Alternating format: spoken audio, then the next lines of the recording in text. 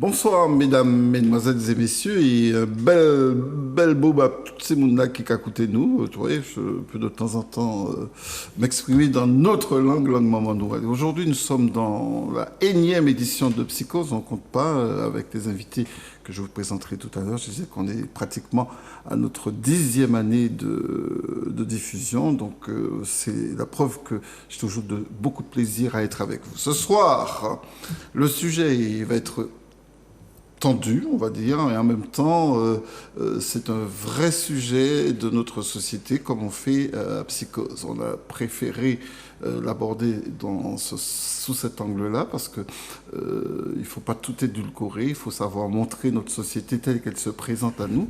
Et nous allons aborder la question de la parentalité. On a choisi de le faire à l'occasion de ces fêtes des mères. Vous voyez que partout il y a des colliers, acheter pour maman des fleurs, acheter-lui la plus belle machine à laver, etc. Et bon, papa, après, on va y arriver dans 2 semaines, ça va être allez, achetez-lui de quoi bricoler. Mais enfin bref, tout ce que je veux vous dire, c'est que derrière ces fêtes des mères et ces fêtes des pères, il y a la question de la parentalité qui sera abordée ce soir dans Psychose avec vous au 71 27 07, et j'en suis sûr que vous allez pouvoir nous donner votre avis sur ces pères et mères en souffrance. Comment se décline cette parentalité dans notre pays? Est-ce que vous pensez que il y a des souffrances d'être père et d'être mère chez nous? Ou alors pensez-vous que c'est fluide, que tout va bien, on est dans le meilleur des mondes? Au 71 27 07, vous pourrez en parler, mais d'ores et déjà, j'ai le plaisir de vous présenter nos invités. Je vais commencer par vous, Rosette, bonsoir. Bonsoir, Monsieur Galva. Rosette, une militante que nous connaissons, mais là, elle va parler en tant que maman. Puisque nous parlons des pères et mères en souffrance. Pour vous, ça n'a pas toujours été facile de revendiquer et d'être légitimé dans votre maternité. Vous nous en parlerez et on en échangera très certainement avec nos téléspectateurs. Le deuxième invité, c'est Mathis Brival. Bonsoir Mathis. Bonsoir Fred, bonsoir Rosette. Alors bonsoir. Mathis est en formation de psychologue. Ce sera mon jeune confrère très très bientôt. J'ai beaucoup de plaisir à l'accueillir. Et il travaille au centre de suivi et de prise en charge des auteurs de violences conjugales de la LEFPA. Et confronté à la question des pères en souffrance. Oui. Et vous avez, Mathis, aussi particulièrement réfléchi sur cette question, puisque vous avez eu l'occasion, entre autres, de rencontrer des pères en souffrance. Vous faites beaucoup cela, et ce sera l'occasion de donner votre point de vue, et surtout nous dire votre regard en tant que psychologue en devenir sur cette question dans notre société. Avec plaisir. Voilà, et puis bien évidemment, comme d'habitude, il y a Laurie qui réalise notre émission, à qui nous faisons un beau clin d'œil en ce mercredi. On parlait des pères et des mères en souffrance. On va commencer par les mères en Martinique. Je disais que derrière ces falbadas et ces flonçons qui s'annoncent, il y a parfois des situations extrêmement douloureuses. Et Rosette, vous en avez connu une, puisque vous incarnez cette jeune mère qui a eu à revendiquer cette maternité. Et vous avez eu l'occasion même déjà sur ce plateau de l'évoquer. Comment ça a pu vous arriver? Mon Dieu, comment ça nous arrive? Comment ça vous est arrivé? Comment ça m'est arrivé? Quelle est votre histoire sur cette Alors, question? mon histoire, elle est un peu spéciale, mais bon, je l'ai vécue. Déjà, je vais être direct, oui. Puisqu'il s'agit de votre maternité. C'était une maternité choisie ou une maternité Pas du subie? tout. Ça a été une maternité accidentelle que j'ai dû assumer à 17 ans. Ouais, vous étiez jeune maman. Jeune maman, oui, ça arrive, Monsieur Galva. Aujourd'hui, vous pouvez m'appeler par mon prénom, c'est plus sympa. Donc, je ne regrette pas du tout. Ouais. J'ai assumé. Mais à mon époque, c'était très difficile, surtout à cet âge-là, même plus grande, d'avoir un enfant sans être marié. C'était un crime. On avait fait honte à la famille, on avait sali l'honneur de la famille, et par tous les moyens, on vous faisait sentir que vous aviez commis, pour ainsi dire, l'irréparable. Ce on c'est qui? C'était la famille. On devait aussi faire face au rejet aussi, hein, parce qu'avoir un enfant à cette époque sans être marié, on était considéré comme moins que rien. Et il fallait déjà supporter ça. Avoir un enfant jeune, on n'a pas d'expérience. On découvre, en fait, une maternité pour laquelle on n'est pas préparé. Mais est-ce que vous avez été reconnu? Est-ce que vous avez été reconnu dans cette maternité? Est-ce que votre entourage a accepté l'idée que vous pourriez être la maman de... C'est un garçon, une fille? C'est un garçon. Oui. Il faut savoir que je suis quand même fille unique. Oui. J'ai toujours été protégée par ma grand-mère, en fait. Donc, en quelque part, elle ne m'a pas vue longtemps parce qu'elle est décédée lors de mon 7e mois de grossesse. D'accord. Donc en fait, j'ai eu un basculement et j'ai ressenti vraiment son absence parce qu'en fait, c'est elle qui m'a tout appris. Elle m'a élevée, pour ainsi dire, depuis l'âge de 11 jours. Donc, si je suis celle que je suis aujourd'hui, c'est grâce à elle, celle que j'appelle mon titil, qui ne m'a jamais laissée, qui est dans mon cœur jusqu'à ce que... Oui, mais pendant la période où vous étiez enceinte, elle décède. Qui prend le relais alors dans ce cas-là? Alors, le relais, il n'a pas été pris du tout. Votre mère n'était pas présente? Non, j'ai été placée chez une dame. D'accord. J'ai été placée chez une dame à Gondo. C'est une décision de l'aide sociale à l'enfance? Parce que pas vous du étiez tout. Mineure, Non, ou alors non. c'est une décision de votre famille? C'est une décision familiale. D'accord. Hein. On est la honte, on vous éloigne. On vous cache, oui. On vous cache. Il ne faut pas que l'on sache que vous avez fait honte à la famille. Donc, vous vous retrouvez chez des gens que vous ne connaissez pas. Chez des gens eux-mêmes qui ont des enfants. Donc il faut déjà vous faire accepter. Et on vous fait sentir que vous n'êtes pas la bienvenue. Ouais. Mais comment vous étiez, d'un point de vue psychologique, est-ce que vous étiez plutôt triste? Comment révoltée? Quelle était votre étape? Non, je n'étais pas révoltée, c'est-à-dire que... Ou vous aviez honte peut-être un peu? Non seulement j'avais honte, mais à cette époque, on ne se révoltait pas. On subissait. Ouais. Et comme on avait cette crainte, on avait la crainte aussi des parents.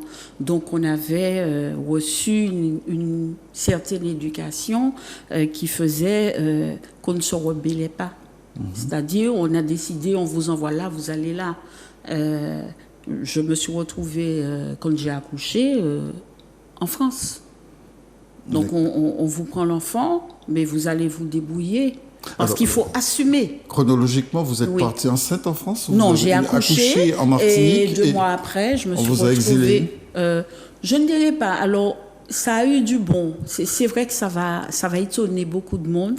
Mais ce genre de souffrance, où vous sombrez vraiment dans la bêtise, où vous vous dites, j'ai été élevée par une grand-mère qui m'a donné des repères, qui m'a donné des valeurs. Donc, à ce titre-là, j'ai le devoir de lui montrer, même si pour moi c'était une erreur à 17 ans, mais que je suis ce que je suis. Et ça m'a forgé une carapace à toute épreuve. Ouais. Mathis, vous avez écouté, je vous voyais écouter avec beaucoup d'attention l'histoire de Rosette. Qu'est-ce que vous en pensez, vous? Qu'est-ce que ça vous inspire? C'est sûr que là, on voit vraiment en fait des gros dégâts en fait causés par la tradition, des espèces de rigidité qu'il y a dans les mœurs, etc., qui sont quand même extrêmement contre-productives et destructrices. Et effectivement, ça fait partie de la flopée de choses qu'il faut qu'on retravaille. Alors, il y a déjà eu des avancées qui ont été faites à ce niveau-là, mais il y a encore énormément de travail à faire, des deux côtés, des hommes comme les femmes. Est-ce que vous pensez, Mathis, que ça persiste?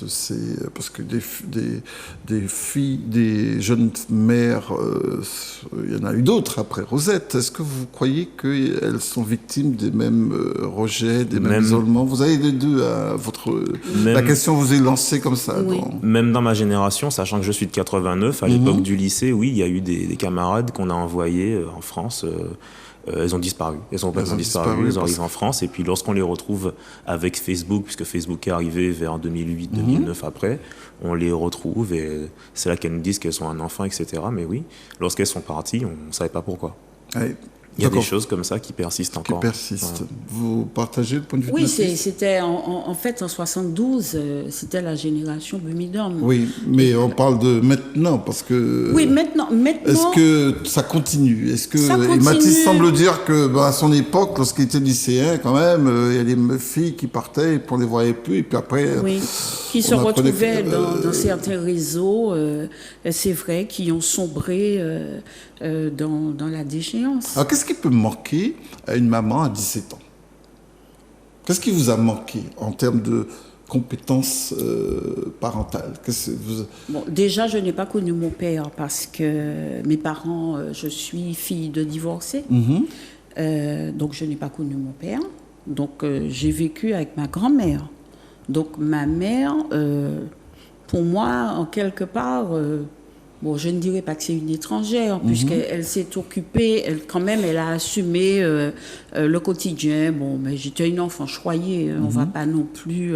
le tableau n'est pas noir, mais cet amour, cette affection, en fait, que toute petite fille désire, je ne l'ai pas eu. Vous pensez que ce manque d'affection a joué dans votre maternité? Autrement dit, vous n'arriviez pas à faire, à transposer cette affection sur votre enfant? Ah non, moi, dès que je suis tombée enceinte, j'aime beaucoup cette expression, tomber enceinte, j'adore. Ah oui, mais je vous parle de mon époque. Oui.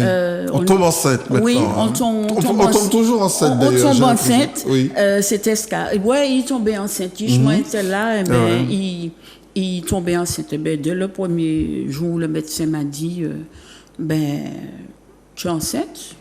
J'étais contente. J'ai dit, au moins j'aurai quelqu'un sur qui rejeter mon affection, mon amour. Et je n'ai pas rejeté. Mais vous saviez vous occuper des enfants, puisque vous... À 17 ans, non, pas de faire. Non, j'ai appris, c'est-à-dire qu'à cette époque, quand vous accouchiez, on avait de très bonnes sages-femmes. Je ne dirais pas qu'elles ne sont pas, elles sont pas gentilles, mais elles prenaient le temps de nous apprendre. Maintenant, tu es maman, c'est comme ça qu'on met les couches. Quand tu sortiras, il faudra faire ça, il faudra te nettoyer le sein, il faudra... Et on avait en quelque part, on était quand même encadrés. Mais mamie était morte. Oui. Mais comment j'ai eu deux souffrances, en fait. Financièrement, il faut assumer un bébé parce qu'il y a les couches. Non, ma mère assumait. D'accord. Ma mère, elle a assumé. Vous n'avez pas eu d'allocation de choses de naissance comme maintenant? Dans le laps de temps où j'ai accouché et que je suis partie hors de c'est vrai qu'entre-temps vous êtes partie. C'est ma mère qui s'est occupée de mon fils, qui était gardé aussi par quelqu'un. Donc, je suis partie. C'était une déchirure de vous séparer de cet enfant. Mais je ne souhaite à personne de vivre ça. Et après, vous avez une succession de souffrances. On en parlera. Voilà. On en parlera parce que une des raisons pour laquelle Mathis est avec nous, c'est qu'il, je vous disais, en tant que psychologue, il intervient au centre de suivi et de prise en charge des auteurs de violences conjugales à Martinique. C'est un nouveau centre. C'est ça. Vous pouvez nous en parler un petit peu? Oui, bien sûr, avec plaisir. Alors, en fait, dans les violences conjugales, il y a aussi en fait la partie des auteurs qu'il faut prendre en charge, d'accord, puisque ce sont des choses qui viennent pour des raisons complexes, donc il faut traiter de façon complexe aussi.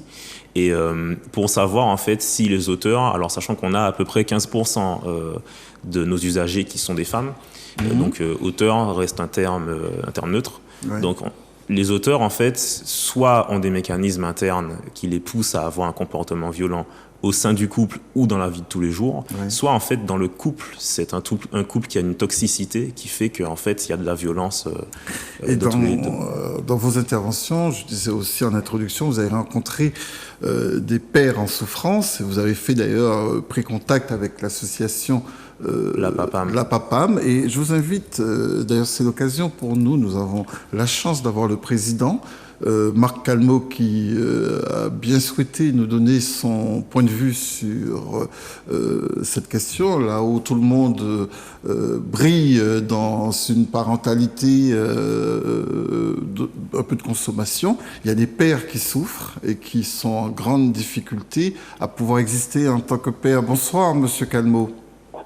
Bonsoir Monsieur Galvin. Alors bonsoir à vos invités. Bonsoir. Alors je vous avoue que j'ai pris l'émission vraiment en courant parce que j'avais une coupure de courant chez moi. Donc voilà, le courant vient de revenir. Donc c'est une bonne nouvelle. Oui, une bonne nouvelle, mais j'ai pas pu écouter les interventions des autres personnes qui sont sur le plateau, et donc voilà. Donc, mais bon, je suis heureux d'être parmi vous ce soir. Alors je disais, au début de l'émission, chacun s'est présenté, Marc, et puis après, j'ai posé une question à Rosette en particulier, qui a exprimé sa souffrance d'être jeune mère à l'époque, c'était en 72, vous deviez peut-être même pas être né, Marc. Donc elle avait son premier enfant, il a fallu qu'elle se cache, et on a eu ce... En 72 et... En 72, vous disiez ? Oui. Je disais qu'elle a eu son premier enfant en 72, elle était jeune mère, elle avait 17 ans et c'était compliqué pour elle. Et on a abordé un peu cette question d'une maternité en souffrance. Et puis, avec Mathis, sachant que nous aurions eu la chance de vous avoir, on abordait ces pères. Parce qu'en fait, je disais en introduction, derrière toutes ces fêtes des mères et des pères qui arrivent, il y a quand même le revers de la médaille. Et nous, on aime bien aller dans les revers de médailles, parce que les médailles, ça brille, c'est beau, mais il y a des revers. Donc ce soir, nous allons parler de ces pères et de ces mères qui souffrent, et en particulier des pères qui ont beaucoup de mal, pour certains, à affirmer leur exercice parental. Et vous êtes regroupés dans une association dont vous êtes le président. Est-ce que vous voulez nous en parler un petit peu, Marc ? Alors oui, bien sûr, je peux en parler. Alors notre association qui regroupe environ 80 membres. Hein. Oui. On a aidé jusqu'à maintenant 80 papas. Concrètement, c'est-à-dire qu'on a 80 papas adhérents de notre association, mais c'est beaucoup plus, hein, c'est à peu près le double que nous aidons par lors d'appels téléphoniques. Et je dois vous dire que chaque jour, je discute avec environ 1 ou 2 papas chaque jour qui appellent, et je pense que tout un chacun en Martinique, de la même façon où on connaît des mères, hein, qui s'occupent seules de leurs enfants et qui ont des difficultés, on connaît tous aussi un père, un homme qui souffre de ne pas pouvoir avoir ses enfants. Et ça, c'est vrai que c'est quelque chose dont on ne parle pas souvent, et l'association justement a pour vocation, a pour but de mettre justement en lumière cette souffrance qui est véritable, qui est vraiment réelle, hein, cette souffrance des pères qui est réelle. Et donc voilà, donc notre but c'est de faire en sorte que les pères puissent alors, j'aime pas trop le terme de prendre leurs responsabilités, parce que je pense que la responsabilité, ils prennent leurs responsabilités. C'est jamais évident ni pour les uns ni pour les autres. Quand un enfant arrive, c'est vrai que la plupart du temps, on se rend bien compte que la mère, elle porte l'enfant, mais le père, il attend l'enfant dans une espèce d'anxiété. Il sait pas exactement, parce qu'il n'a pas ce contact qu'a la mère avec cet enfant. Et parfois, ça peut être très très compliqué. Et il y a aussi beaucoup de méconnaissances des pères par rapport à certaines lois, hein, certaines choses. Et ce qui fait que parfois ça devient très très compliqué dans la relation de parents. D'autant que, alors moi je suis pas psychologue ni sociologue, mais de ce que je vois avec les papas, de ce que j'entends, les difficultés arrivent quand l'enfant arrive, en fait, parce que effectivement il y a un nouvel être qui arrivent dans la vie de ce couple. Et c'est pas cette aide qui met la difficulté, mais c'est la gestion de cette aide qui pose problème et qui parfois qui rend les choses. Quand vous parlez, Marc, de gestion de cette aide, ça veut dire que les pères ne sont pas préparés à l'arrivée de l'enfant en général, puisque je vous entendais dire avec beaucoup de précision que la mère porte l'enfant, mais le papa l'attend. Malgré ça, lorsque l'enfant paraît, pour paraphraser Françoise Dolto, le père est toujours pas prêt. Alors c'est pas qu'il n'est pas prêt. C'est pas qu'il n'est pas prêt, c'est que parfois il a du mal à trouver sa place. Il a du mal à se positionner dans cette relation tripartite. En fait, c'est une relation tripartite. Et d'autant que je fais un peu injure au psychologue qui lui expliquera ça beaucoup mieux que moi. Mais en fait, il a cette difficulté et ce rôle qui est un peu ingrat de séparer la mère de l'enfant. Oui. Il a ce rôle-là qui est un peu ingrat et parfois la mère s'en défend parce que c'est un être avec lequel elle a vécu et il y a eu une proximité, une grande proximité et c'est parfois difficile de se séparer de tout ça, quoi. Alors, qu'est-ce qui fait... que vous disent ces nombreux pères, parce que 80 c'est déjà beaucoup, hein, Marc, que vous disent-ils de leur souffrance? De quoi, par exemple, souffrent-ils le plus? Ils souffrent surtout du manque de considération. Ils souffrent beaucoup du manque de considération. Ils ont souvent l'impression de ne pas avoir leur mot à dire, de ne pas être... de ne pas avoir leur mot à dire, d'être là, d'avoir...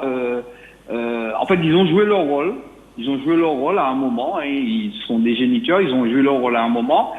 Et tout ce qu'on leur demande, c'est d'être un bon mari, mais pas forcément de s'occuper de l'enfant. Alors, de s'occuper de l'enfant financièrement, oui, mais tout ce qui est... tout ce qu'il y a autour, non, pas du tout. On n'a pas forcément besoin d'eux pour ça. Et évidemment, ce sentiment de mise à l'écart est extrêmement douloureux pour ces pères dont vous vous occupez dans l'association, j'imagine. Absolument. Alors, oui, c'est très douloureux parce qu'on a des pères qui arrivent chez nous en pleurs.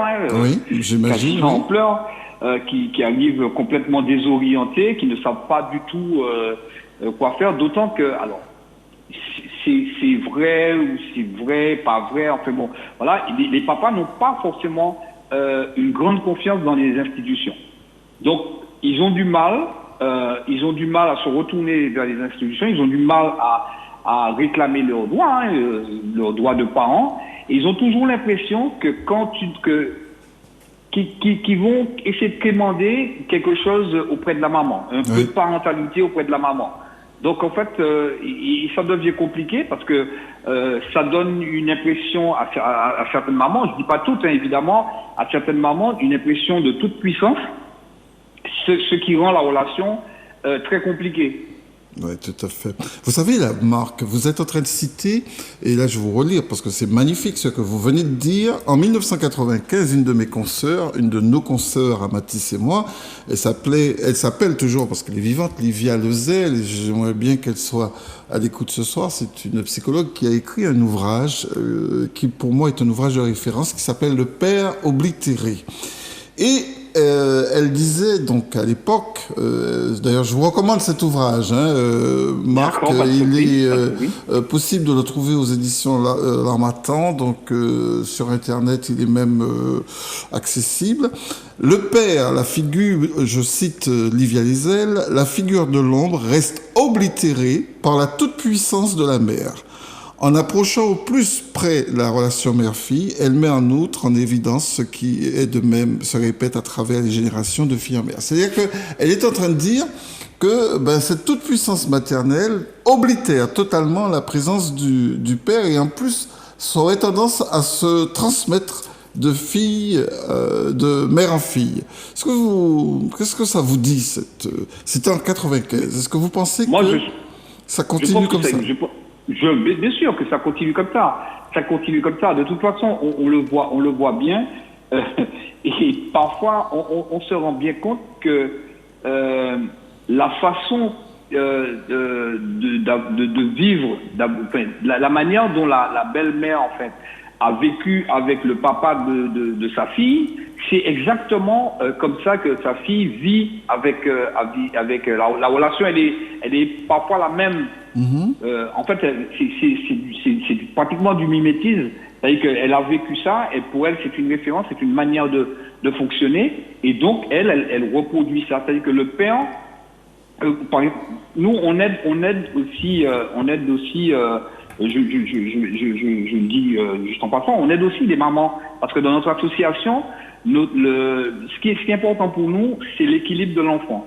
On n'est pas une association qui rejette un genre et puis qui met en avant un autre genre. Nous, c'est vraiment l'équilibre de l'enfant et l'équilibre de la famille. Alors, je dis famille, et je pense que Mathis, avec qui j'ai discuté il n'y a pas très longtemps, où je lui expliquais, enfin, je lui disais que moi, par exemple, il y a un terme qui me dérange plus ou moins quand on parle de famille, qui est le terme de famille monoparentale. Et j'expliquais, en discutant avec Mathis, je lui disais qu'en fait, que pour moi, ça c'est un très mauvais terme, parce qu'en réalité, une famille, c'est un papa, une maman, et des enfants ou un enfant. Et quand on dit une famille monoparentale, ça veut dire qu'on enlève quelqu'un. Et la plupart du temps, quand on parle de famille monoparentale, on parle de foyer monoparental. On ne parle pas de famille monoparentale. Malheureusement, oui, allez-y, je vous en prie, Marc. En fait, on ne parle pas, quand on dit famille monoparentale, ce ne sont pas des familles. Les familles ne sont pas monoparentales.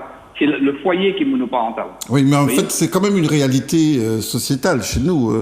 Je crois qu'il y a énormément de familles où il n'y a que la mère en général. Non, il n'y a pas de famille. C'est pas une famille. C'est pas une famille. Quand il y a la mère et l'enfant, c'est pas une famille.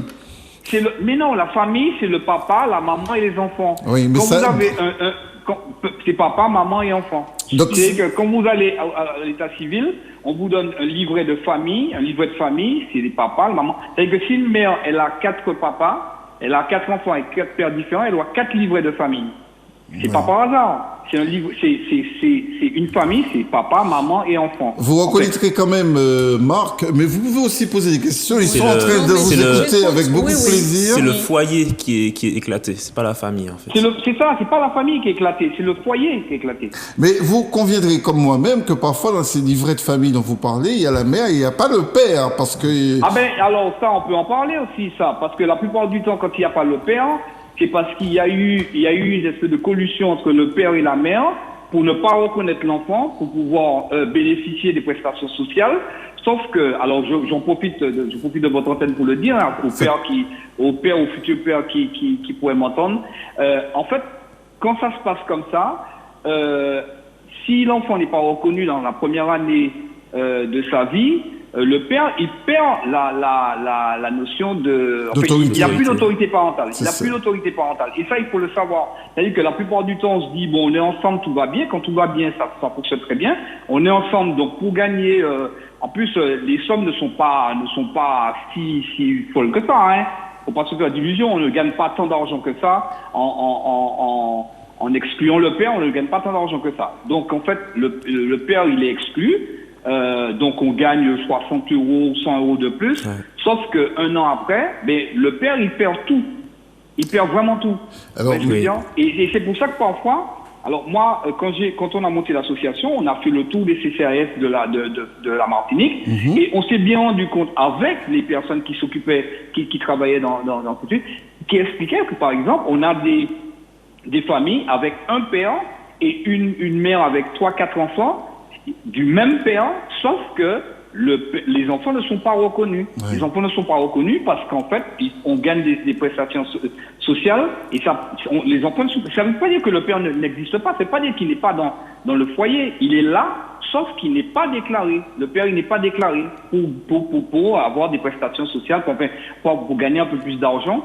Donc voilà. Sauf qu'après, quand il y a un problème dans la relation et il y a une séparation, ce père, il se retrouve dans une situation où il n'a aucune autorité sur ses enfants Et comme vous dites, il n'apparaît pas sur le livret de famille, il n'apparaît pas dans des choses parce qu'en fait, vous savez, quand on est ensemble, c'est comme pour les contrats de mariage. Quand on est ensemble et qu'on vit une idylle, on fait pas de contrat de mariage. Le jour où on se sépare, on se rend compte qu'on aurait dû en faire un. Vous voyez ce que je veux dire? Mais quand on est bien, on est ensemble et qu'il y a une idylle, on ne pense pas à ça parce que sinon c'est une preuve de non-amour. Oui, Mathis. Ce dont parle Monsieur Calmola, c'est quelque chose qui arrive bien plus fréquemment que ce qu'on peut croire. Les travailleurs sociaux vous le confirmeront. Vraiment, c'est une chose qu'il ne faut absolument pas faire. Ne pas reconnaître l'enfant pour toucher des prestations, etc. Et il y a une chaîne, en fait, qu'il faut absolument briser, qui est une chaîne malsaine des enfants qui ont grandi sans père. Les gens de ma génération ou même de celle d'avant peuvent en témoigner, qui n'ont pas, en fait, de modèle, en fait, et qui vont du coup chercher leur modèle ailleurs et donc devenir hautement influençables. Et ben en fait, les populations plus pauvres sont plus exposées à ça justement, puisqu'il y a cette stratégie de ne pas reconnaître l'enfant pour avoir quelques sous en plus, ce qui fait que les populations plus pauvres sont plus exposées à cette chaîne-là de père absent, soit parce qu'il est dans un circuit de délinquance, etc., ou soit parce qu'il a abandonné, ou parce que lui aussi, il n'avait pas de modèle paternel, donc il ne sait pas comment se positionner dans sa paternité.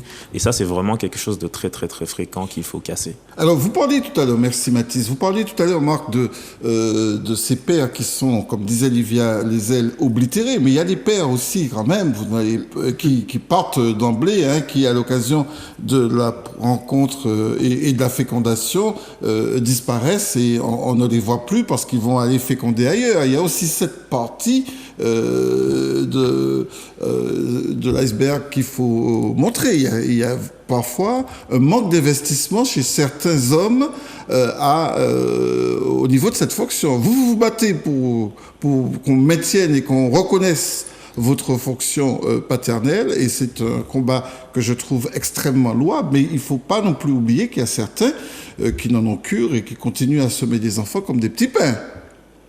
Alors moi, de toute façon, comme je vous ai dit au début, moi je considère qu'il n'y a pas un genre bon et un genre mauvais. Des deux côtés, on est capable des pires choses. On est capable des pires choses. On est capable de autant, vous savez, j'entends très bien ce que vous me dites et je suis entièrement d'accord avec vous qu'il y a des pères qui alors, j'aime pas trop le terme sème des enfants comme des petits pains, mais enfin, bon, voilà. Je l'ai volontairement fait. Je vous laisse ce terme, enfin, voilà, vous êtes responsable de ce terme. Mais en tout cas, de la même manière, vous savez, et ça, on ne le dit pas, parce qu'une mère, c'est quelque chose, et moi, j'ai une mère que je trouve extraordinaire, mais on considère qu'une mère, elle n'est pas capable des pires choses. Une mère aussi, il y a des mères qui abandonnent aussi leurs enfants. Il y a des mères qui font des enfants comme des petits pains et qui les abandonnent. Quand vous regardez dans les trucs, quand vous allez dans des trucs sociaux, vous voyez des enfants qui sont placés parce que les mères font des enfants, ils ne s'en occupent pas. Donc ça arrive. Donc il n'y a pas un genre bon et un genre mauvais. Nous, ce qu'on veut,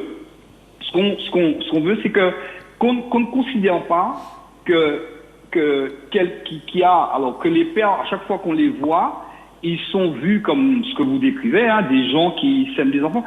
Il y a des accidents de vie. Vous pouvez très bien être avec quelqu'un, ça se passe super bien, vous avez des projets, vous avez envie d'avoir des enfants, ou pas d'ailleurs, parce que moi, ça m'arrive de lire des choses, et je me rends compte que la plupart du temps, un enfant arrive dans un couple. C'est pas les gens. Alors il y a des gens qui ont programmé d'avoir un enfant, mais il y a des gens qui vivaient leur vie de couple, d'amoureux tranquillement, et puis tac, un enfant arrive.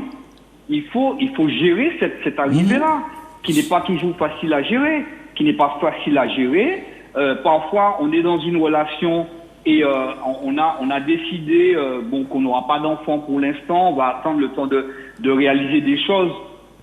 Et il y a une personne dans le couple qui décide autrement ou qui considère que peut-être que c'est le moment d'avoir un enfant, mais qui n'en parle pas forcément à l'autre. Et ce qui se passe, c'est qu'à un moment donné, un enfant arrive, il faut pouvoir le gérer, l'enfant. Avoir un enfant, c'est pas comme avoir pas comme avoir un petit chien, quoi. Je veux dire, avoir un enfant, c'est une réelle responsabilité. Et tout le monde n'est pas prêt à prendre cette responsabilité-là. Alors, Donc voilà, mais je suis entièrement d'accord avec vous qu'il y a des pères qui n'assument pas. Alors nous, dans notre association, c'est les droits et les devoirs. Quels sont les devoirs des pères? Tiens, ça m'intéresse. Parce que père moi-même, j'en ai peut-être besoin de temps en temps qu'on me rappelle mes devoirs. D'accord. Mais en fait, les devoirs d'un père, c'est exactement les mêmes devoirs qu'une mère. Hein. C'est subvenir aux besoins de ses enfants, que ce soit sur le point financier, intellectuel, sentimental et tout ça. En fait, c'est les mêmes. On a tous les mêmes droits et les mêmes devoirs vis-à-vis de notre enfant. Pour moi, un enfant, c'est comme une entreprise. Et quand vous avez une entreprise, que vous êtes co-gérant d'une entreprise, vous avez les mêmes droits et vous avez envie de pouvoir quand il y a des décisions à prendre pour que cette entreprise-là puisse avancer, pour qu'elle puisse proliférer, tout ça, vous avez envie d'avoir votre mot à dire, vous avez envie de pouvoir donner votre avis. Si vous n'avez pas, vous ne pouvez pas donner votre avis, c'est difficile de pouvoir vous intéresser entièrement à cette entreprise. Moi, je pense surtout, et je le vois avec des pères, quand il y a un couple, la plupart du temps, ça se passe plus ou moins bien. Parfois, il y a des anicroches, mais en tout cas, ça se passe plus ou moins bien. Quand un enfant arrive, si la relation de parents n'est pas une relation stable, une relation harmonieuse, la relation de couple ne durera pas. Elle ne durera pas. C'est-à-dire qu'une relation de parents qui ne fonctionne pas, la relation de couple ne survivra pas. Ça, c'est clair et net. La relation de couple ne survivra pas. Quand vous arrivez, parce que tout à l'heure, vous disiez en fait qu'il y a des papas qui font des enfants qui ne restent pas. Quand vous arrivez chez vous et que vous avez l'impression qu'il y a deux clans, il y a le clan de la maman et des enfants et le clan du papa. Il arrive chez lui, il a l'impression de ne pas être attendu, de ne pas, enfin, qu'on n'attend pas, enfin, qu'on n'a pas spécialement, on n'est pas très heureux de le voir arriver. En fait, qu'est-ce qu'il va peut-être faire? Alors, je ne l'excuse pas, hein, peut-être qu'il devrait essayer de comprendre pourquoi il n'est pas attendu et pourquoi il est pas si bien accueilli. Peut-être qu'il a des choses à revoir là-dessus. Mais parfois, certains papas, ce qu'ils font, ils vont rester traîner avec leurs copains, ils vont rentrer un peu plus tard, ils vont rentrer juste pour dormir, voilà. Et ça crée une espèce ça crée une espèce d'ambiance qui n'est pas favorable à une continuité dans une relation. On ne peut pas passer votre vie dans une relation si vous ne vous sentez pas en harmonie dans la relation. Alors, Marc, écoutez, il y a quand même quelque chose qui se dit, c'est que souvent dans les réunions parents-enfants, il n'y a que maman qui viennent. Alors, est-ce qu'il y a quand même un élément qui est assez marquant, cette absence du père dans l'éducation des enfants, et parfois c'est peut-être pas forcément lié à une oblitération de la mère. Réunion parents-d'enfants, parents d'élèves, il y a que maman qui viennent, et même dans tous les lieux d'initiation et des lieux initiatiques pour l'enfant, on ne voit pas le papa. Comment ça peut s'expliquer, Marc? Alors moi, je n'ai pas d'explication. J'avoue que est-ce que vous en parlez dans votre association de cette réalité, du fait que dans ces grandes réunions où on aimerait voir les deux, on ne voit que maman, hein? D'accord. Alors moi, je ne saurais pas. Là, je vais peut-être voter en touche. En tout cas, les papas que nous accompagnons dans l'association, ce sont des papas qui ont cette volonté de faire. Et la plupart du temps, alors moi je ne vérifie pas, je ne les suis pas, je ne mène pas d'enquête, mais la plupart du temps, ce sont des pères qui nous expliquent que eux, ils vont en réunion, que les professeurs les connaissent, que les maîtresses les connaissent, qu'ils emmènent leurs enfants au sport, qu'ils font des choses. Donc après, je ne peux pas vous dire. Sauf que quand il y a une séparation, il faut savoir que la plupart du temps, les convocations sont envoyées la plupart du temps aux mamans. Les convocations sont envoyées aux mamans. Et ça, par exemple, je vais prendre mon cas. Parfois, je suis obligé d'appeler l'école pour savoir quand est-ce qu'il y a une réunion et pourquoi je ne suis pas informé du fait qu'il y ait une réunion. Alors que vous avez donné votre adresse. Alors que j'ai donné mon adresse, voilà. alors que je me suis présenté, alors que j'ai donné mon mail, alors que j'ai donné tout ce qu'il fallait. Et pourtant, il faut sans cesse revenir et sans cesse redonner. C'est-à-dire que dans l'imaginaire des gens, c'est le schéma que vous venez de donner, c'est-à-dire d'exprimer, c'est celui-là. C'est-à-dire qu'en fait, la maman, c'est elle qui s'occupe de toute cette partie. Donc, quand on va convoquer, on va convoquer la maman, on convoque la maman. Mais moi, j'ai bien aimé que les pères soient beaucoup plus présents, même au niveau de l'association. Et j'ai beaucoup alors, je pense que ça m'incombe, parce que le fait de ne pas pouvoir fédérer les papas, de ne pas pouvoir les capter, j'ai certainement pas la méthode, hein. Moi, le milieu associatif, ça fait que 2 ans que j'y suis, donc... Non, mais vous faites un excellent travail. Vous faites un excellent travail. Ne vous auto-flagellez surtout pas. Non, non, mais c'est vrai que on a du mal à capter les papas. On a du mal à les fidéliser. Ils viennent comme si c'était une association de consommateurs. Donc ils viennent, ils consomment. Quand ils ont un problème, ils viennent. On les aide. Enfin, on les aide. On fait avec eux, parce qu'on les aide pas, hein, on fait avec eux, on essaie de faire en sorte que les choses avancent. Quand ils ont un petit soulagement, je veux dire ça comme ça, ils disparaissent. Mais est-ce que vous faites, des rencontres, des débats sur l'ensemble du territoire? Est-ce que, effectivement, vous arrivez parfois, parce que vous avez des points de vue qui sont extrêmement intéressants, est-ce que vous arrivez à les essaimer sur l'ensemble du territoire en faisant des réunions, des rencontres, débats avec... vous parlez des CCAS, regrouper des pères d'une commune, ça vous est jamais arrivé? Pour l'instant, non. Alors, il y a beaucoup de demandes, hein. Les professionnels, les associations, la CAF, toutes ces personnes sont très demandeuses, hein. Elles veulent qu'on fasse des choses. Mais pour l'instant, avec les maigres moyens que nous avons... Je comprends. Je parle de maigres moyens en personne, hein. C'est pas, oui, bien sûr. L'argent, c'est pas forcément ça le vrai problème. En personne, les maigres moyens que nous avons, c'est difficile de faire. Alors, avant le Covid, on faisait régulièrement des rencontres, hein, des soirées d'échange où on discutait entre papas. Parfois, on incluait aussi des nouvelles compagnes. Et c'est là où on voit à quel point la souffrance, elle est très grande au niveau des pères. Parce que c'est quand vous discutez avec une nouvelle compagne, vous vous rendez compte à quel point c'est compliqué pour une nouvelle compagne, parce qu'elle arrive dans un milieu qui est complètement malsain, un milieu complètement malsain, et elle-même, elle n'arrive pas à trouver sa place. Elle a du mal, elle ne sait pas trop où se mettre, elle ne sait pas quoi faire. Elle a un enfant qui lui en veut parce que l'enfant considère que c'est à cause d'elle que sa maman n'est plus avec le papa.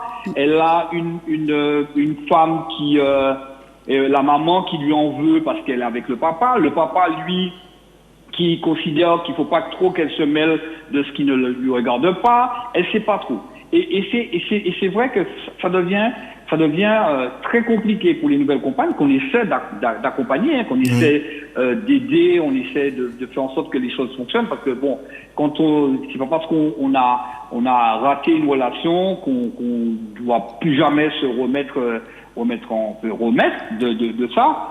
Et donc on essaie aussi de faire des choses avec les nouvelles compagnes, parce qu'elles ont un vrai rôle à jouer dans cette continuité de la vie des pères. Je ne vais pas vous laisser sans que vous ayez répondu à ma dernière question, parce que qui me préoccupe depuis de nombreuses années. Est-ce que la société va pouvoir tenir comme ça dans un contexte où on oblitère les pères, où eux-mêmes parfois sont délibérément absents? Quels sont les risques pour une société comme la nôtre de ne pas considérer les pères, ou qu'il n'y ait pas d'investissement des pères? Quels sont les risques? Les risques, on les voit déjà. Hein. Les risques, on les voit. Hein. On voit autour de nous, on voit les jeunes, hein, on voit comment ils fonctionnent, comment ils réagissent. On voit cette espèce de non-respect de quoi que ce soit. Donc étant donné qu'il n'y a pas d'autorité, Donc aujourd'hui, on fait ce qu'on veut, on respecte plus personne, ni le professeur, ni le policier, ni le prêtre, ni le pasteur. Enfin bon, il n'y a aucun respect pour qui que ce soit. Et on vit, on est livré à nous-mêmes. Donc on fait ce qu'on considère devoir faire. On est dans une espèce de jungle et on vit comme ça. Marc, je vous remercie beaucoup, mais vous ne partirez pas sans nous donner un numéro où ces nombreux pères qui nous écoutent pourraient rejoindre l'association. Comment faire pour vous joindre? Alors, le numéro de téléphone, c'est mon numéro de téléphone pour l'instant. C'est le 07 47 15. 07 47 15, d'accord. L'association, c'est l'association La Papam, l'association des papas de la Martinique. Notre siège se trouve à l'ancienne école Cardin à l'Ermitage. Et donc voilà, pour l'instant, alors mon rêve, j'espère que j'aurai le temps de voir ça avant de m'en aller. Mon rêve, ce serait de voir le boulevard du Général de Gaulle rempli de papas, juste pour dire nous sommes là et il faut faire avec nous. Juste ça. Vous avez un très beau rêve et il pourra se réaliser. Par contre, il y a à mobiliser ses pairs et en tout cas un grand bravo pour le travail que vous faites, Marc. Il faut qu'ils sortent de cette espèce de léthargie, de cette peur. C'est vrai que c'est compliqué avec les institutions. C'est vrai que c'est très compliqué. C'est vrai que quand on est un père, on part avec un véritable handicap. C'est vrai. Mais il faut essayer de passer outre ça et de faire en sorte que les choses puissent changer. Parce qu'il y a la possibilité de changer. D'autres mouvements ont réussi à se faire entendre. D'autres mouvements ont réussi à faire en sorte qu'on entende leurs cris, leurs douleurs. Il faut que les pères aussi réussissent à se lever et à dire, nous aussi, nous souffrons et il est temps que ça cesse parce qu'on voit l'état de la société, on voit l'état de nos enfants, on voit comment les choses les choses partent en déliquescence. Donc il faut absolument faire en sorte que les choses se redressent et les choses ne pourront pas se redresser sans les pères à côté des mères. Très bien. En tout cas, un grand merci et vraiment beaucoup d'encouragement pour ce magnifique travail que vous faites au sein de la Papam. Beaucoup de courage et puis ne décrochez pas de votre rêve. C'est d'ailleurs ce qui va vous mobiliser tout le restant de votre vie. Bravo pour ce que vous faites, merci Marc, et merci d'avoir accepté d'être notre invité par téléphone ce soir. Vous revenez quand vous voulez d'ailleurs.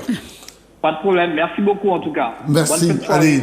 Merci. Très belle soirée à vous. Merci, Marc. Alors, vous avez entendu Marc. Il dit quand même quelque chose de particulier, c'est qu'il a le sentiment qu'il y a une léthargie, Mathis. Absolument. Mais d'où ça vient, cette léthargie? Je crois qu'un stéréotype, ça s'alimente. En fait, il y a un certain nombre d'hommes en Martinique qui ont grandi sans père et qui, lorsque la paternité arrive, estiment qu'il est acceptable, ou en tout cas plus acceptable que s'ils étaient une mère, en fait, d'abandonner en fait l'éducation de leur enfant, et ça s'autogénère en fait. Du coup, c'est normal en fait qu'un papa s'en aille. Voilà, bon, ça fonctionne comme ça. Il a parlé en fait c'est plutôt toi qui as parlé des risques en fait qu'on encourt. En fait, c'est un petit peu comme en écologie. En fait, les conséquences sont déjà là. C'est juste qu'on s'y est déjà habitué, mais il y a effectivement une dégénérescence de la société. C'est juste que comme c'est diffus, en fait, notre esprit accepte. Mais on a l'impression quand même. Vous voyez, vu qu'il n'a pas pu échapper au tutoiement, on va en rester au tutoiement, parce qu'en fait, pour ne rien cacher, Mathis est aussi un de mes collègues, donc on va se tutoyer tous. Et donc, ce qui est impressionnant, et là je parle à vous deux, c'est qu'on a l'impression que la société alimente ça.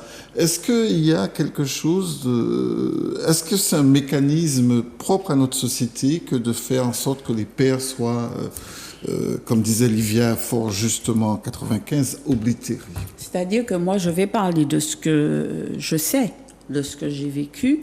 À mon époque, effectivement, il y avait des garçons ou des hommes qui fréquentaient des femmes, mais pas dans le but d'avoir un enfant. Et lorsque la femme faisait, ou la jeune faisait le malheur de dire « je suis enceinte », eh bien, vous aviez tout de suite la réaction « c'est pas ta main ».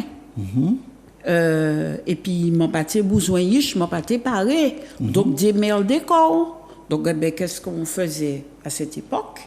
On s'attachait les reins. Des fois, on gardait la grossesse 1 mois, 2 mois. On ne disait pas. Hein. C'est peut-être la voisine qui était plus avisée qui appelait la maman pour dire attention, il choua, mon quoi que ou pas quoi que il changeait. Et c'était ça. Et c'est vrai que à cette époque, il n'y avait pas cette prise de conscience de certains. Il ne faut pas non plus généraliser pour dire que tous les hommes, parce que je fréquente quand même des papas, et c'est vrai qu'il y a de bons papas, il y a de très mauvais. Une fois que l'enfant est né, ils vont trouver toutes sortes de prétextes pour ne pas s'en occuper, ou ils sont dans la maison, mais c'est toujours la maman, c'est Ichou, on entend ça souvent. Ouais, c'est Ichoua, on n'est qu'à occuper hein.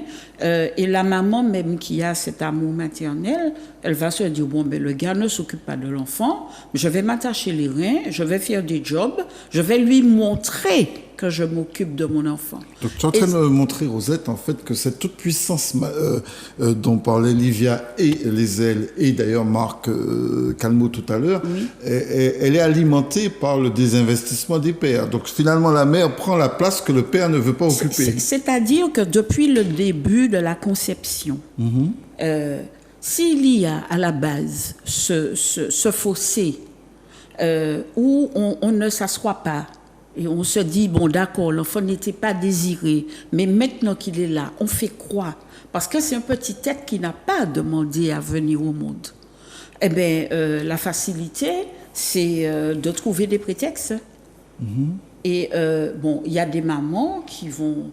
Alors, j'ai connu aussi, parce que j'ai quand même travaillé dans les écoles, où j'étais en contact avec des enfants. Déjà à cette époque, il y a beaucoup de souffrance, hein, les enfants qui sont en maternelle, qui viennent, qui vous disent oui, ma maman m'a dit que mon papa est parti ou qu'il ne s'en occupe pas, donc ça se répercute sur l'enfant.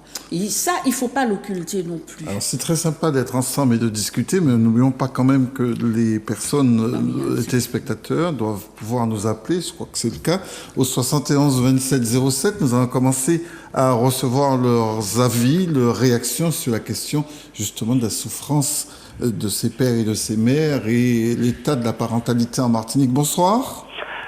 Allô, oui, bonsoir. Votre prénom? Oui. Edith de la Guadeloupe. De la Guadeloupe, soyez la bienvenue, Edith. Oui, je vous appelle parce que votre émission est super intéressante, mais le sujet est tellement vaste qu'il y a plusieurs thèmes qui englobent le titre et de cette émission. Donc, ce qui fait, la première chose que je vais parler, c'est le premier intervenant. Lorsqu'il a dit qu'il il a son nom écrit sous le carnet, mais il ne reçoit pas de message. La question qu'il fallait lui poser, c'est que est-ce qu'il a reconnu son enfant? Est-ce que l'enfant porte son nom? Première chose. Oui. Parce que il moi, va j'ai peut-être reconnu mon enfant. Il peut vous répondre, hein, d'ailleurs. Attendez, moi, j'ai reconnu mon enfant. Je reçois automatiquement un message. Je reçois automatiquement le message du collège et de mon fils, et on l'envoie aussi à sa mère. Mais mon enfant, il porte mon nom. Donc première question, est-ce que l'enfant porte son nom? Donc vous souhaitez effectivement, peut-être que Marc pourra nous répondre, est-ce que effectivement l'enfant dont il parle est reconnu et porte son nom?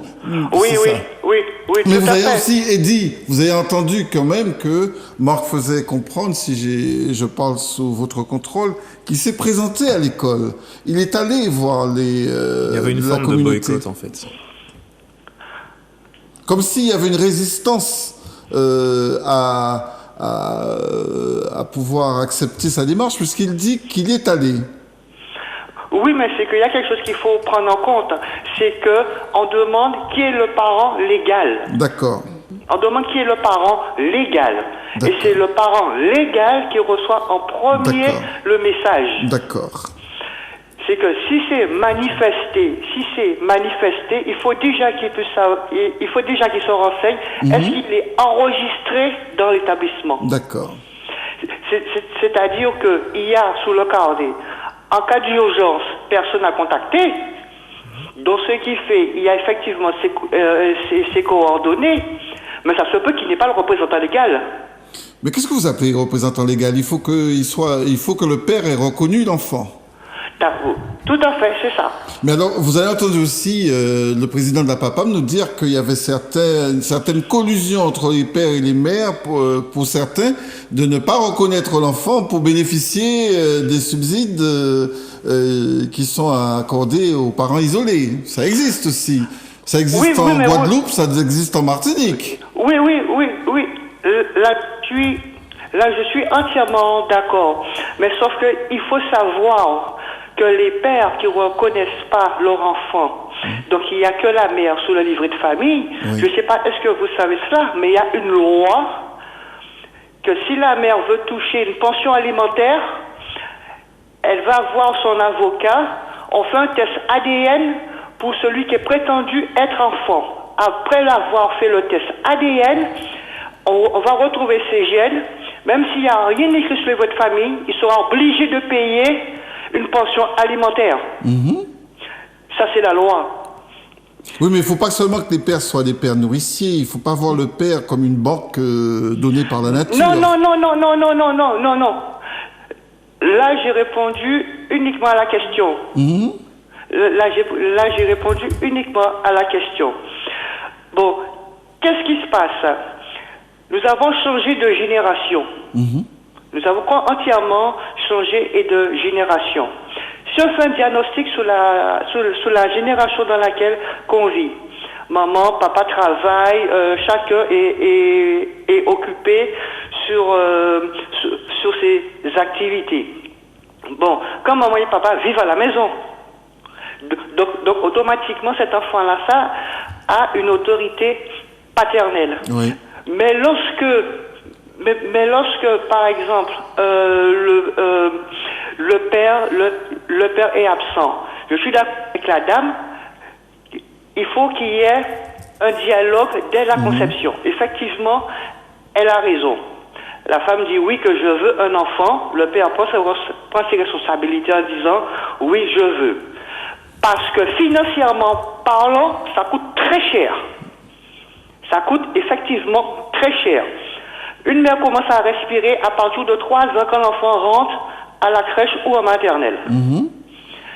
Mais sinon, c'est un investissement qui est lourd. Donc il y a des pères qui peuvent assumer cette responsabilité et d'autres, ça déjà trop raide. Oui. Ça prend plutôt un aspect financier. Oui. Et c'est pour ça, quelque part, vous avez raison en disant que le père est absent, mais que la femme va toucher allocation femme seule.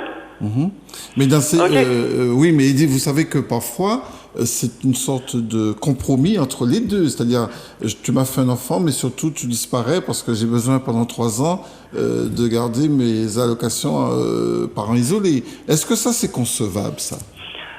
Les gens qui ont cette attitude, c'est à leur risque et péril. Oui. Je m'explique.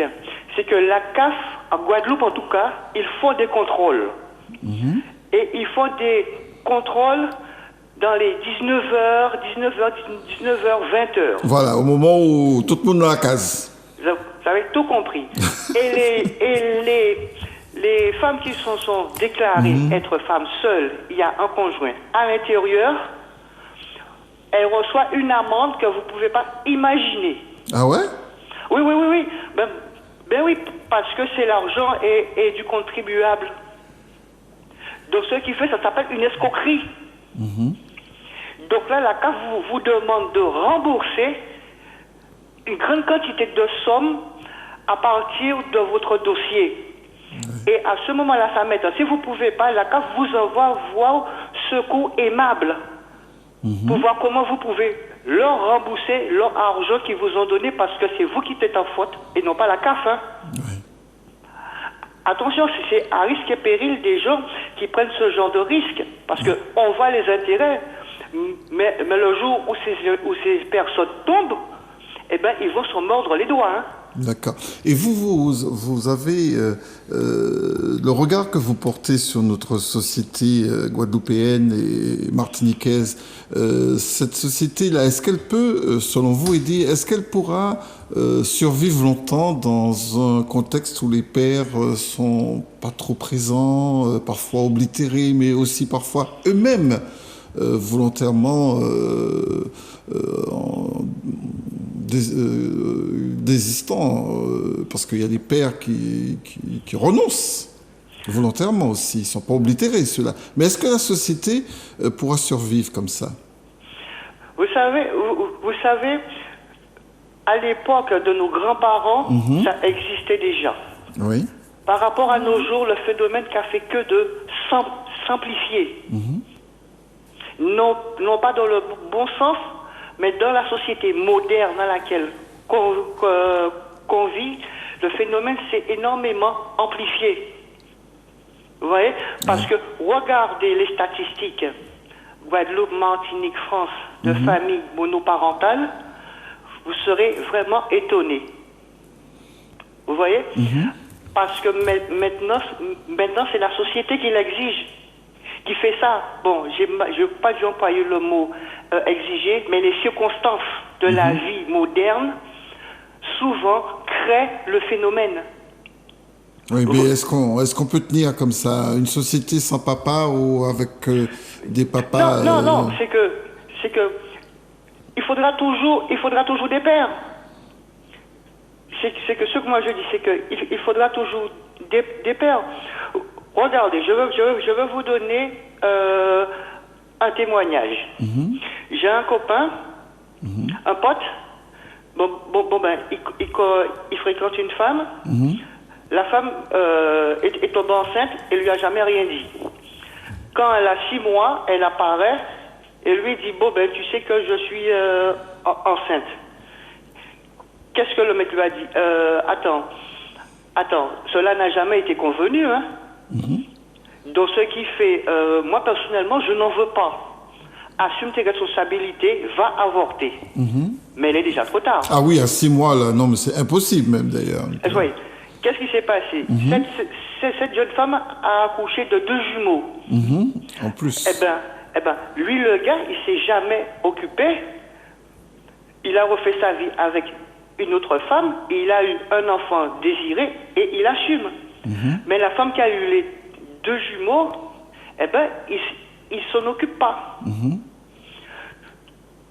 Donc c'est pour ça que le dialogue est vraiment important. Oui.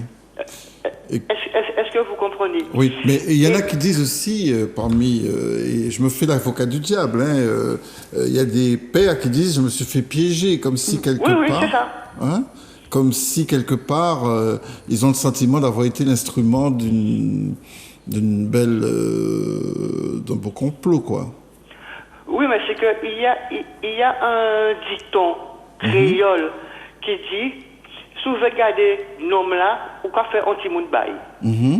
Et ce dicton-là, ça existe depuis les années 1950. Oui. C'est-à-dire pour tenir un homme, pour qu'il ne puisse pas aller voir ailleurs, on lui donnait un gosse, pour pouvoir le capter, le maintenir en cage. Et vous croyez que ça marche, ça, Eddy? Et cette pensée continue toujours de nos jours. D'accord. Écoutez, merci beaucoup. Oui. Juste une dernière, allez-y, je vous en prie. Petite chose. Lorsque le monsieur il a parlé du divorce, je vais vous donner un exemple. Oui.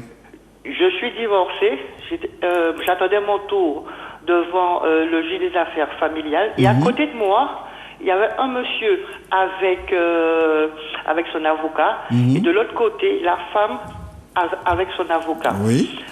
Vu que c'était un mariage sans contrat, donc ce qui fait, on tombe dans le bien commun. Qu'est-ce qui s'est passé? J'entends l'avocat de la femme lui dire, bon, qu'est-ce que tu veux? Tu veux la maison? Ok. Tu veux la voiture? Ok.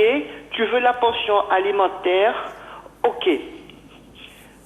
Ils sont entrés. Lorsqu'ils sont sortis, le mec était confiant, joyeux avant d'entrer voir le juge. En sortant du juge, j'ai vu le mec baisser et il est passé devant moi. Donc ce qui fait, de nos jours, vaut mieux être marié avec un contrat.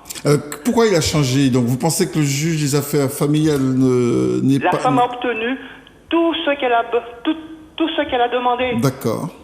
Et je peux même vous dire, quand moi je suis rentré à mon tour dans le bureau, la première chose que le juge m'a dit qu'une femme, déjà monsieur, vous devez savoir que la femme est prioritaire.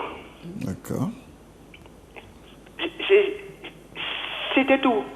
Donc vous êtes senti de toute façon au départ en situation de minorité. Oui. Et pour vous, ça s'est bien passé, Eddy? Vous avez pu trouver un modus vivendi avec votre ex-épouse? C'est que comment vous dites ça? Parce que comme j'ai fait beaucoup d'études, donc ce qui fait, moi j'ai divorcé à l'amiable. D'accord. Moi j'ai divorcé à l'amiable et c'est passé. Mais par contre, il y a une question que je me demande, la nouvelle génération, est-ce qu'ils connaissent réellement l'amour? Parce que beaucoup de gens confondent le désir et l'amour. Ah oui, ça par contre, c'est une émission que je ferai très très bientôt. Cette confusion existe en effet. Et dans les couples officiels ou non officiels, c'est une question qui peut poser problème. Vous avez raison. Alors, qu'est-ce que vous voulez dire par là, Eddy? Profitez-en. Ça va peut-être introduire ma prochaine émission. Oui. Quelle différence faites-vous entre désir et amour, par exemple, vous? Parce que le problème qui se pose, quand tu aimes quelqu'un, c'est une personne que tu vibres vis-à-vis du cœur. C'est pas le désir qui est la priorité. Il y a ce qu'on appelle la beauté de l'âme. On est d'accord? Quelqu'un peut ne pas être beau, mais il y a une excellente âme. Donc c'est une personne qui est agréable à vivre. Oui. Ok, donc à ce moment-là, ça maintenant, tu aimes cette personne-là, ça pour ce qu'elle est, et non pas pour sa partie charnelle physique. D'accord. Parce que la beauté, c'est quelque chose qui est éphémère. Elle est là, à un moment Après, donné. on dit, t'étais debout, c'est pour un temps. Tout à fait, c'est ça. Et puis après, l'autre problème qui se pose, c'est que la femme de 20 ans n'est pas la femme de 30 ans, la femme de 30 ans n'est pas la femme de 40 ans, et la femme de 40 ans n'est pas la femme de 50 ans.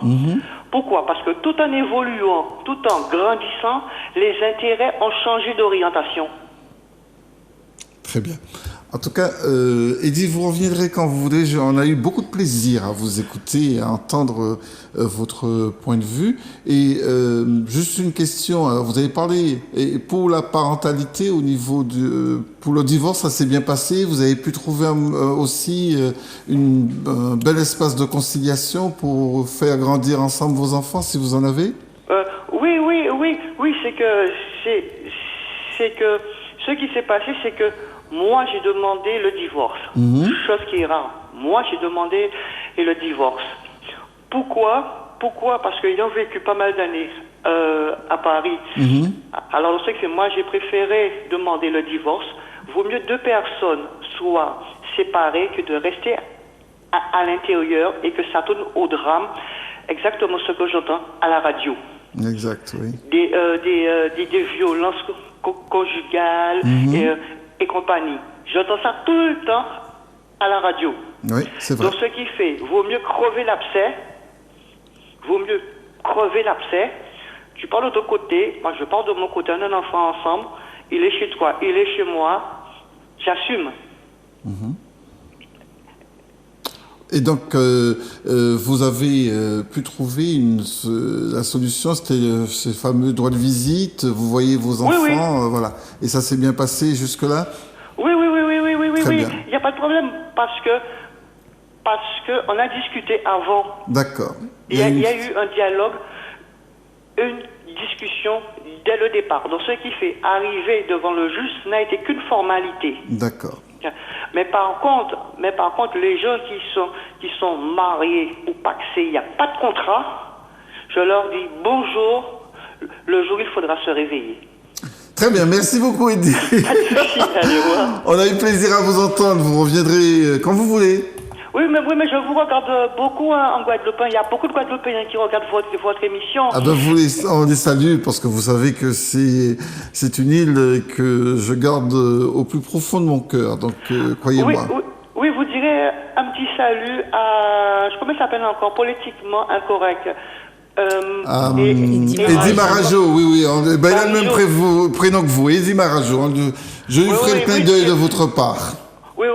Oui, parce que ces émissions sont superbes. Très bien, je lui transmettrai. Je pense qu'Eddy, de temps en temps, regarde Psychose, de toute façon. Il saura ça. Merci, Eddy. Merci, allez, au revoir. Allez, prenez soin de vous. Alors, vous avez vu que vous continuez au 05 96 71 27 07. On continue la discussion, mais ça ne vous permet pas d'être aussi silencieux. Non.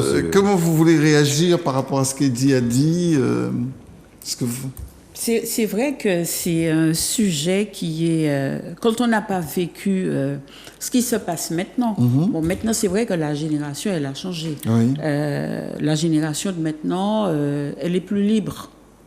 C'est-à-dire que les parents sont plus permissifs. D'accord, ils octroient des libertés. Hein. À mon époque, on n'irait pas dormir chez les copines, chez les copains. Mon copain ne serait pas venu dormir chez ma maman et vice-versa. Donc, il y avait effectivement cette rectitude des parents. On avait déjà, quand on allait à l'école, on avait une heure pour entrer. C'était vraiment... c'était militaire, quoi. Et ça avait du bon. Parce que on avait des repères qu'on n'a plus maintenant. C'est vrai que la génération, elle enfante très tôt. C'est pas moi qui vais critiquer. Mais est-ce que maintenant, on a des parents plus construits, plus solides qu'avant? Allez, la question est lancée comme ça. Je dirais non. C'est plus fragile maintenant. C'est plus fragile. C'est plus fragile maintenant. On est en train de passer à une société un peu plus progressiste, donc avec plus de liberté, mais la liberté a un prix, d'accord? Ce prix-là, c'est quand même une certaine remise en question. Et c'est la raison pour laquelle il est vraiment urgent en fait que les gens se réunissent pour justement discuter de ces mécanismes qu'ils ont dans leur esprit, qui dictent leur façon de faire. Tout à l'heure, Monsieur Calmo parlait de réunions de pères qui se réunissaient pour parler de parentalité. D'ailleurs, il y a le collectif Négatif qui fait des lives de Papa Pagénité de façon assez régulière. C'est un hebdomadaire tous les mercredis, il me semble, où justement il parle de paternité. Mais en ce qui me concerne, j'invite, ça se fait déjà, il y a déjà des cercles où on parle de masculinité, de problématiques masculines, plutôt de jeunes hommes entre la vingtaine et 35 ans. C'est en train de se faire, là on est en train de se réunir pour justement vraiment traiter du fond de ces problématiques de masculinité. C'est imminent. Et c'est absolument nécessaire puisque vu que les libertés progresse, ça veut dire qu'il y a plus de façons de se perdre, il y a plus de façons d'être dans l'incompréhension de soi-même et d'autrui, et c'est la raison pour laquelle il faut vraiment urgemment se réunir pour vraiment augmenter notre capacité de communication. Et si on allait accueillir quelqu'un à l'antenne, ce serait sympa, non? Au 71 27 07, je pense qu'il doit avoir... Oui, bonsoir, vous êtes... on vous écoute. Oui, c'est encore Monsieur Calmo. Ah oui, je vous avais dit que vous revenez quand vous voulez, Marc. Alors...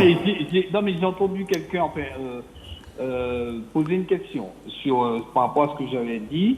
Alors, j'aimerais juste rappeler à cette personne... Oui, Eddy vous demandait si votre enfant, est-ce que vous étiez le représentant légal, vous vous souvenez? Mais ça n'a pas véritablement d'importance. L'important, c'est d'avoir reconnu son enfant et d'être le parent de son enfant. D'accord. On est le parent, on a reconnu son enfant. Quand c'est une coparentalité. Il n'y a pas de représentant légal. C'est pas une question de représentant légal. On est coparents, donc on a les mêmes droits les uns. Que l'enfant porte votre nom ou pas, vous avez reconnu votre enfant, vous avez les mêmes droits que la mère, même si l'enfant porte le nom de la mère, ça c'est pas ça. L'important c'est pas ça. L'important c'est d'avoir reconnu son enfant.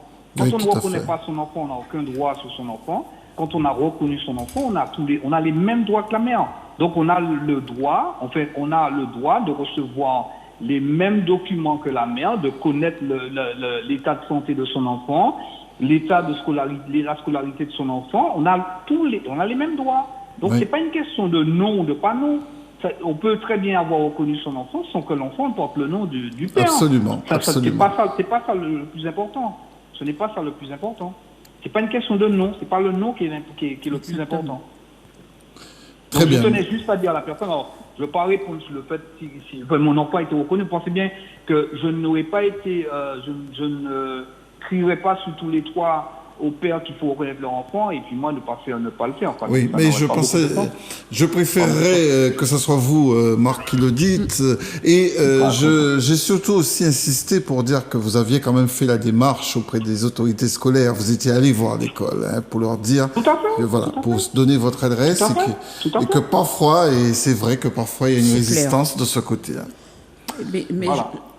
C'est ce que je voulais dire. Eh bien, écoutez, revenez quand vous voulez. À tout à l'heure, alors peut-être. À plus tard, Merci beaucoup, Marc. Oui. Mais Allez, moi, au revoir. je voudrais faire une remarque. C'est pas parce qu'un enfant ne porte pas le nom de son père que le père, s'il est correct, s'il assume qu'il n'ait pas accès à l'éducation de son enfant. Je ne comprends pas. C'est pas parce que l'enfant ne porte pas le nom du papa que le papa, il est hors course. Oui, mais n'empêche Puisque que- des fois, les pères qui sont des fois dans le couple, dans le foyer, il y en a qui ne captent pas, qui ne s'occupent pas des enfants. C'est la maman qui s'occupe des leçons, qui s'occupe de tout ce dont les enfants ont besoin.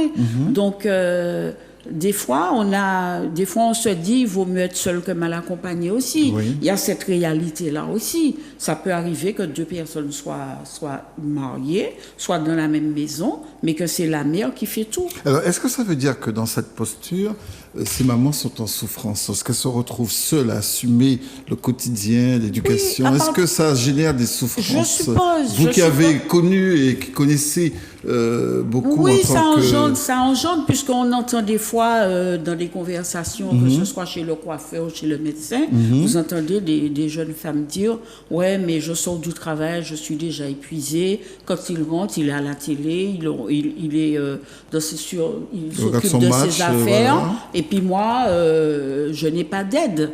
Le week-end, eh ben, il part avec ses copains et moi, je me retrouve à me taper le ménage et tout. C'est une réalité. Alors là, on est quand même dans un domaine que vous connaissez bien, Mathis, ces rôles sociaux de genre, où madame s'occupe du ménage. Ah ouais, mais c'est d'une rigidité sans précédent. En fait. Mais qu'est-ce qu'on peut faire pour casser ça? Parce que ce n'est pas non plus supportable pour ces Mais- nombreuses mamans de se retrouver cantonnées à des rôles sociaux. Monsieur Oui. Galva, Fred, je me rappelle très bien aussi, c'est une question d'éducation, parce qu'avant, qu'est-ce que les mamans disaient?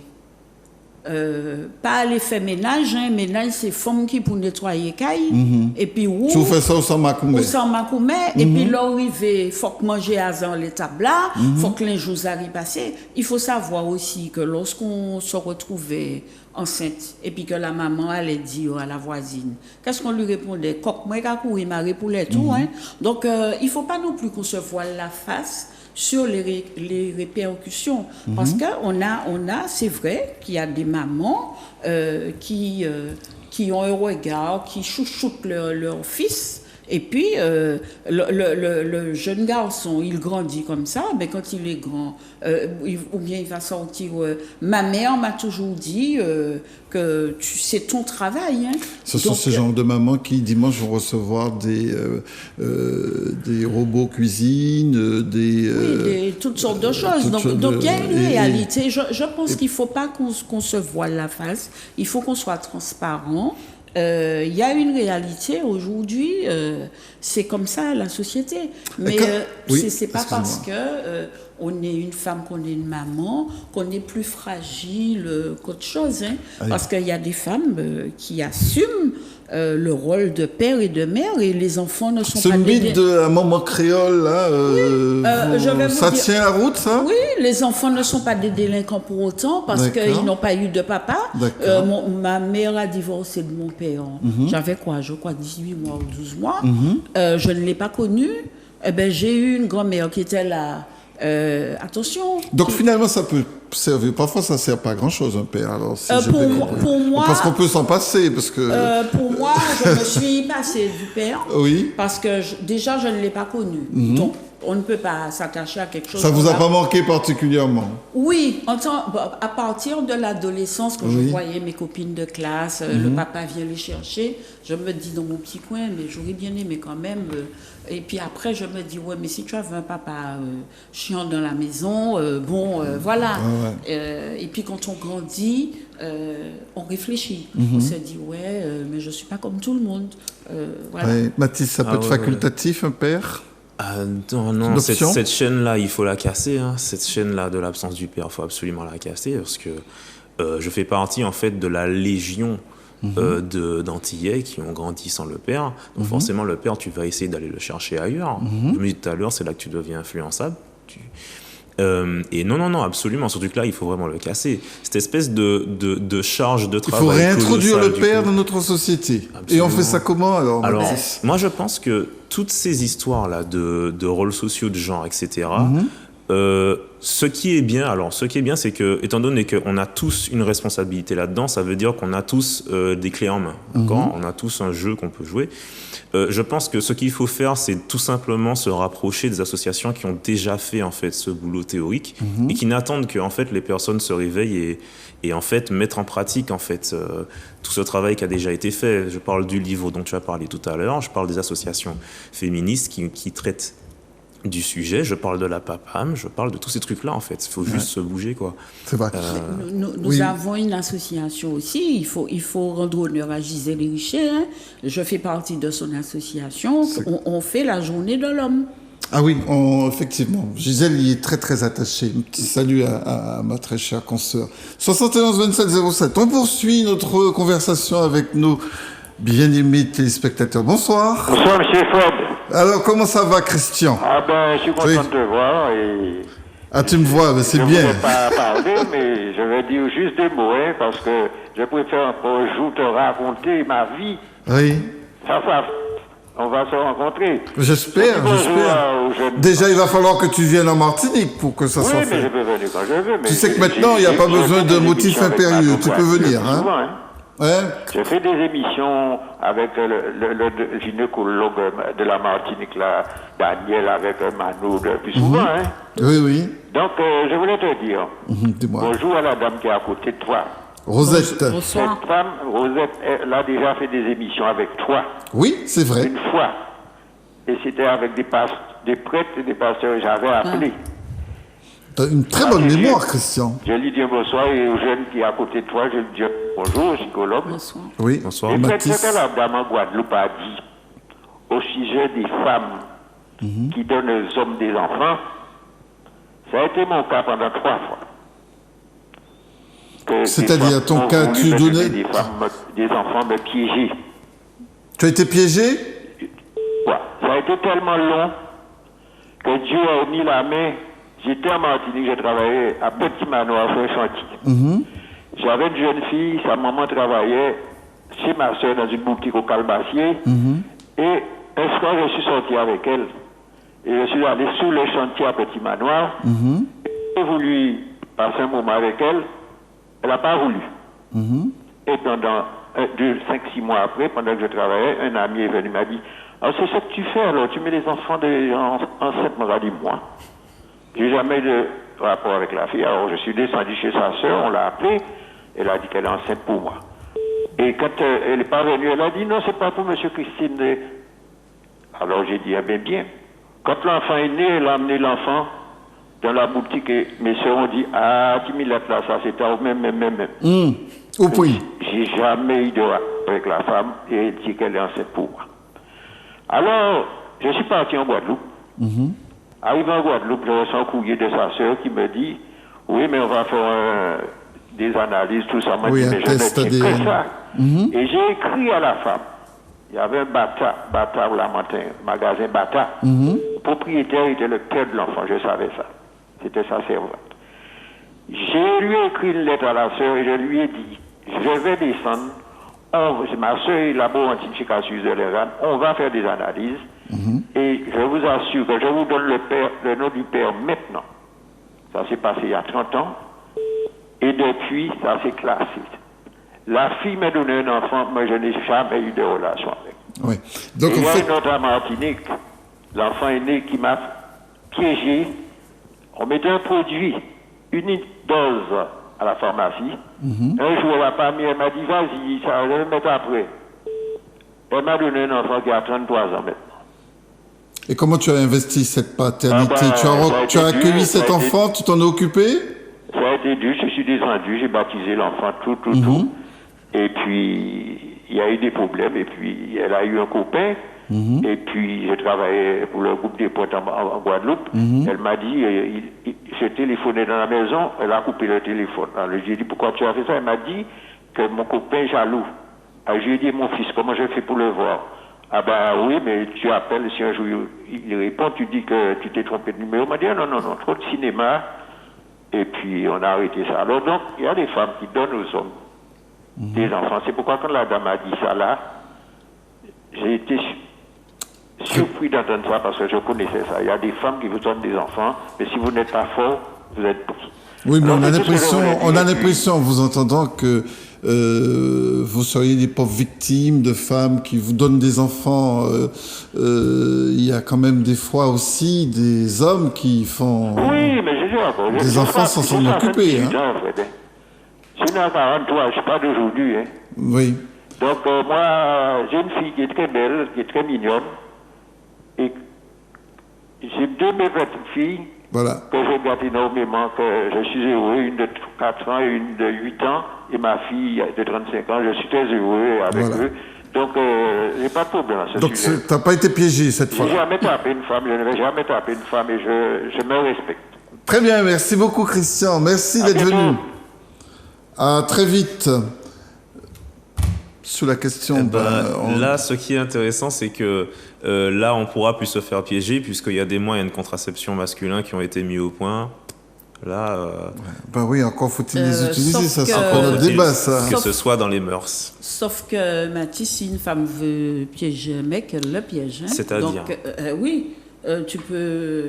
Tu sais, vous n'êtes pas les seuls à être malins. Hein. Si une femme veut avoir un enfant avec un mec, elle sait comment faire. Hein. On va pas se voiler la face. Mais non, mais plus. donne-nous la On recette, est- parce que- quand même, Fred, on n'est pas des petits-enfants près de la table. Mais il est 9h30, on peut parler, il n'y a pas les petits-enfants. Comment on peut, Non, je au parle pas, je 21e parle pas siècle, de préservatifs, être je piégé? parle de moyens contraceptifs hormonaux qui réduisent le taux Mais de il y a- spermatozoïdes. Oui, mais il y a des... Tu parles des hommes. Mais, Oui, des hommes. Mais tu as la femme, tu as des pilules qui ne fonctionnent pas Non, toujours. non, mais oui, mais moi j'ai parlé de moyens de contraception masculins, puisqu'on parle toujours de moyens de contraception féminins. Je Oui, parle mais de ça moyens de arrive contraception tellement masculins. vite, on est bien, on est sur l'effet de soirée, de machin. Ben, tu pars avec l'intention de ne pas, et puis dans l'action, dans le feu de l'action, eh ben, il y a un petit garçon ou une petite fille qui arrive. Eh ben, comme on n'est plus sur les faits, eh ben, ah non, c'est pas moi, ah non, mais je me suis préservée, ça ne peut pas être mon enfant. Il faut entendre ça aussi. Nous arrivons au terme de cette émission. C'est puisque- pas vrai. Mais oui, vous voyez, on s'est même pas rendu Prévenu que compte. ça passait vite. Ouais. Oui, ben ça passe très vite, mais on est tellement heureux d'être ensemble. Nous n'avons même pas pu prendre l'ensemble des téléspectateurs, mais j'ai envie de dire que c'est le premier chapitre, hein, parce qu'en Oui. fait, il va falloir revenir sur cette parentalité qui a l'air d'être quand même douloureuse en Guadeloupe et en Martinique, puisqu'on a eu des témoignages qui sont pas forcément la réalité totale de la société, mais en tout cas, on s'est rendu compte qu'il y a quand même des angles de souffrance et que, comme on disait en introduction, cette fête des mères et cette fête des pères qui arrivent masquent parfois des océans de douleur et de souffrance de paternité. Nous y reviendrons, paternité ou maternité, de parentalité, c'est vrai qu'on tout simplement. On apprend à vivre avec c'est vrai que des fois, on a une apparence de gens épanouis, mais au fond, on apprend en fait à vivre avec ce genre de souffrance. Et lors d'occasions, par exemple, comme les fêtes des mères, où on ne fête pas, ou même quand on a des enfants qui ne fêtent pas, c'est vrai que ça se ressent et c'est des fêtes qu'on n'aime pas. Il faut bien penser à toutes ces personnes. Voilà. Un grand merci à Eddie de la Guadeloupe, Christian de la Guadeloupe. Tiens, aujourd'hui, nous avons beaucoup eu de plaisir à rencontrer nos amis de la Guadeloupe. Marc Calmeau, je rappelle, qui est le président de l'association APAPAM, qu'on peut joindre au 06 96 07 47 15. Je répète le numéro, c'est très important si vous souhaitez joindre la PAPAM, 07 47 15. Merci à Mathis d'être venu. Merci à toi de m'avoir invité. Et j'espère que tu reviendras. Avec plaisir. Rosette, comme disait Christian tout à l'heure, habituée de la maison, mais en tout cas, tu viens quand tu veux. Quand tu m'invites, il n'y a pas de souci. Un grand merci à toutes et à toutes celles et à tous ceux qui nous ont suivis, et particulièrement à Grégory qui a assuré la réalisation technique de notre émission. On se retrouve le mois prochain et entre-temps, prenez bien soin de vous.